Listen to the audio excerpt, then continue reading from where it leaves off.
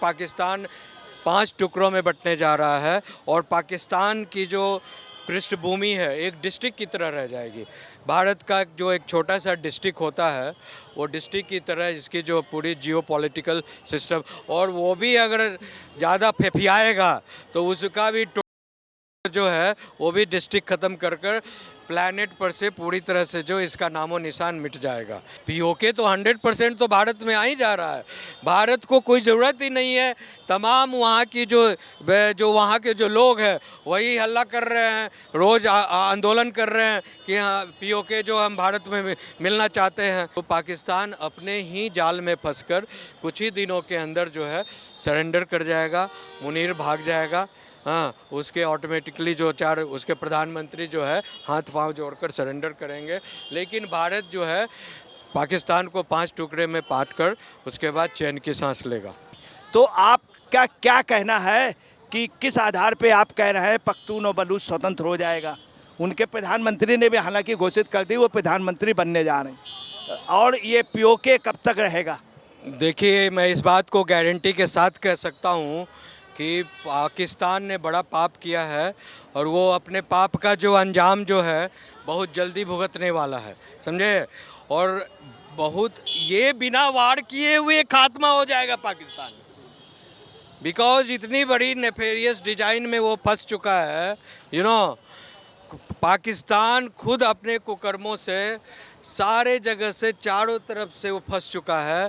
एक तरफ से बलूच का जो आर्मी है उनसे वार कर रहे हैं, दूसरी तरफ अफ़गानिस्तान की ओर से टीटीपी जो कर रही है, ले रही है सारी उसकी भूमि, और दूसरी तरफ तीसरी तरफ जो है जो पूरा विद्रोह हो गया है आपको पीओके में, वहाँ 30 राष्ट्र भी उसको मान्यता देने जा रहे हैं, बलूच और पख्तून के पीएम। वो तो है ही मैडम।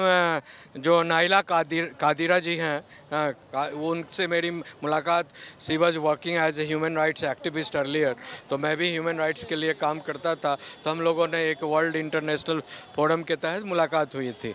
तो मैं जानता हूँ कि ये होने जा रहा है और पाकिस्तान 5 टुकड़ों में बंटने जा रहा है और पाकिस्तान की जो पृष्ठभूमि है एक डिस्ट्रिक्ट की तरह रह जाएगी।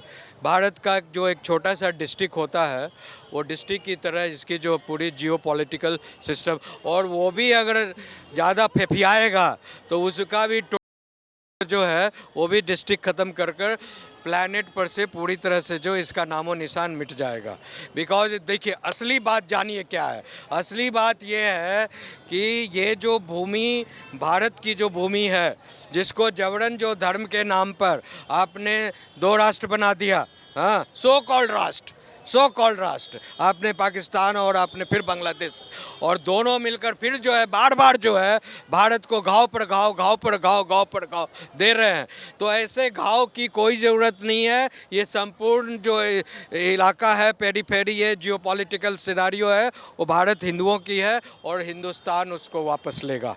हाँ, अगर आप इस तरह से घाव देते जाएंगे, भारत की अस्मिता पर ठेस पहुंचाना चाहते रहेंगे, और भारत को जब इतना चोट सहने लायक नहीं है मोदी सरकार और देश की जनता, हम जो है वापस अपनी भूमि को लेंगे और उसको दिखा देंगे कि तुम्हारी आइडेंटिटी तभी तक है जब तुम संभल कर रहोगे, हिंदुओं का सम्मान करोगे, हिंदुओं के साथ चलोगे, सनातन के साथ चलोगे। अगर इनको सिनेस्टर डिजाइन और जब पीओके का क्या होगा, पीओके की कोशिश करोगे, हत्या करने की कोशिश करोगे, तो हम लोग भी बिफिटिंग रिप्लाई देना चाहते हैं। तुम्हारी पूरी व्यवस्था नामो निशान नेस्त नाबूद खत्म कर देंगे। पीओके का क्या होगा? पीओके तो 100% तो भारत में आ ही जा रहा है। भारत को कोई ज़रूरत ही नहीं है। तमाम वहाँ की जो वहाँ के जो लोग हैं वही हल्ला कर रहे हैं, रोज़ आंदोलन कर रहे हैं कि हाँ पीओके जो हम भारत में मिलना चाहते हैं। तो सरेंडर तो उनकी जनता जो है, जिनके ऊपर सरकार ज़बरदस्ती रंग जमाई हुई है। और देखिए, मैं आपको एक बहुत बड़ी बात बताना चाह रहा हूँ।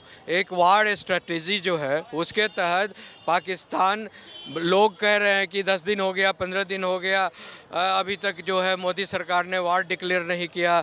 मैं बताना चाह रहा हूँ आपको कि पाकिस्तान बिना मिसाइल गिराए 99% मर जाएगा, ख़त्म हो जाएगा, बर्बाद हो जाएगा। अपनी जो है दंडवत प्रणाम। इसीलिए आप देख रहे हैं कि भारत के कारण स्ट्रेटेजी और विजन रीजन्स इतना स्ट्रांग है कि उनके जो आर्मी है, अभी तक 1500 आर्मी 1500 बिग ऑफिसर्स ऑफ जो पाकिस्तानी आर्मी के जो है सभी भाग गए हैं। I mean they have tendered the resignation, they have fled away from Pakistan.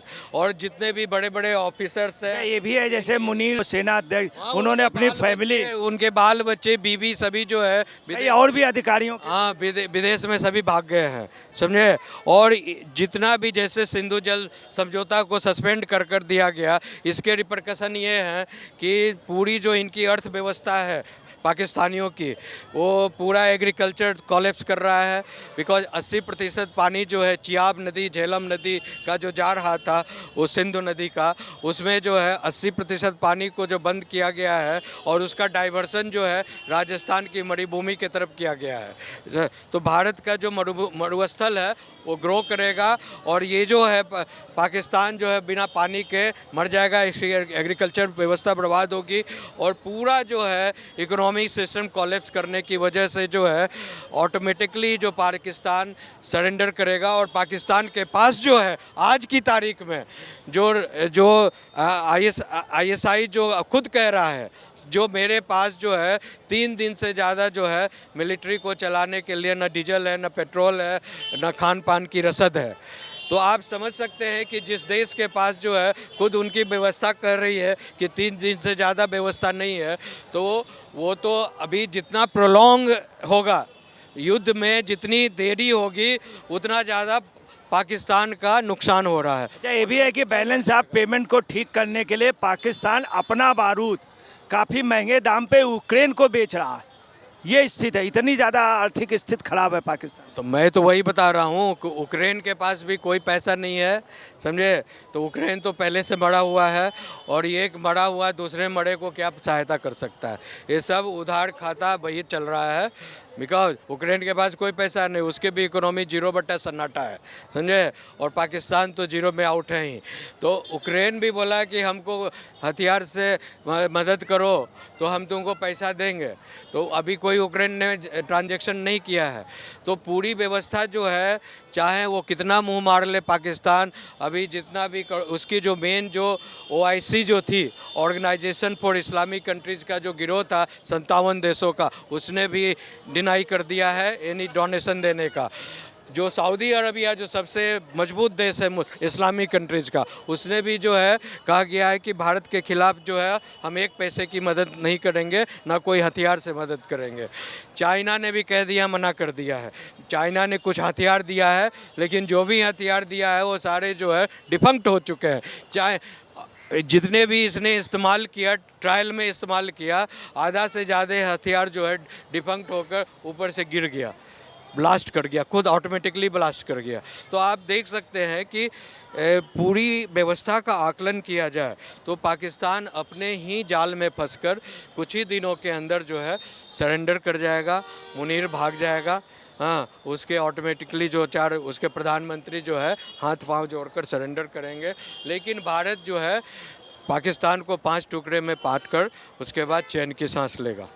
और जो एक बड़ी जो व्यवस्था जो इन्होंने इंटरनल सिक्योरिटी में जो 25 लाख पाकिस्तानियों की जो एक जमात छोड़ गई है शादी विवाह नेफेरियस डिज़ाइन से कर उनका भी सारा जो है ख्याल रखा जाएगा, उनको वापस पाकिस्तान भेज दिया जाएगा।